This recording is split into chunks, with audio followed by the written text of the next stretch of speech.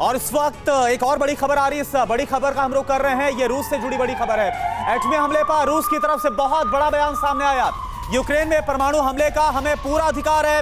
रूस के पूर्व राष्ट्रपति दिमित्री मेदवेदेव ने खतरनाक बयान दिया है और कहा कि हम दुश्मन के न्यूक्लियर अटैक का इंतजार नहीं करेंगे। रूस की पॉलिसी में पहले परमाणु हमले का अधिकार है, ये रूस बोल रहा है।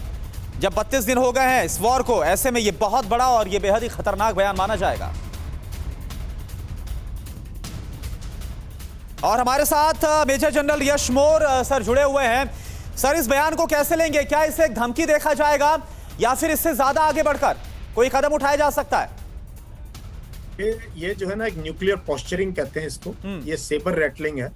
और ये जब आपके कुछ और ऑप्शंस बंद होने शुरू हो जाते हैं तो आप डराने धमकाने के लिए इस चीज का इस्तेमाल करते हैं। ये रशिया को पता होना चाहिए कि नेटो इस एरिया में कितने न्यूक्लियर वेपन्स हैं, और जहां तक टेक्नोलॉजी का सवाल है, दोनों देशों के बीच में वेस्टर्न टेक्नोलॉजी कहीं ज्यादा एडवांस्ड है रशियन टेक्नोलॉजी से। तो ये डराने धमकाने के लिए है। ये एक तरीके का साइकोलॉजिकल वॉरफेयर का हिस्सा है कि आपको याद है कारगिल के युद्ध के दौरान जब हार नजदीक हुई तो मुशर्रफ ने ऐसी ही भाषा का इस्तेमाल करना शुरू किया था कि हमने चूड़ियां नहीं पहनी हुई हैं, हमारे पास सारे ऑप्शंस हैं, हम भी न्यूक्लियर पावर हैं।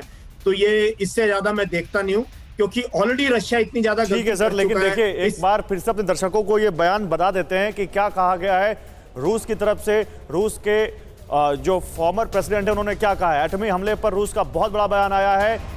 ये कहा है रूस के पूर्व प्रधानमंत्री दिमित्री मेदवेदेव ने। उन्होंने कहा है कि हमें पूरा अधिकार है परमाणु हमले का, यानी रूस का जो पॉलिटिकल डिस्कोर्स है वो पूरा एकजुट है और परमाणु हमले की धमकी लगातार दी जा रही है, चाहे वो सरकार में शामिल लोग हों या सरकार से बाहर लोग हों। और वो ये तक कह रहे हैं कि हमें अधिकार है। पूर्व राष्ट्रपति हैं दिमित्री मेदवेदेव, उनका ये कहना है और ये बताता है कि कैसे युद्ध के बीच एटमी हमले का खतरा लगातार बना हुआ है। जनरल मोर, मेरे ख्याल से ये आप गिन लीजिए तो 24 से 72 घंटों के बीच तीसरा या चौथा एटमी हमले का बयान है, एटमी हमले की धमकी है। और ये धमकी टॉप लेवल से लेकर जो लोग पॉलिटिकल इस वक्त एस्टैब्लिशमेंट में शामिल नहीं है वो तक बोल रहे हैं। तो इसको हम क्या इतने हल्के में ले सकते हैं कि केवल डेटरेंस का ये बयान है?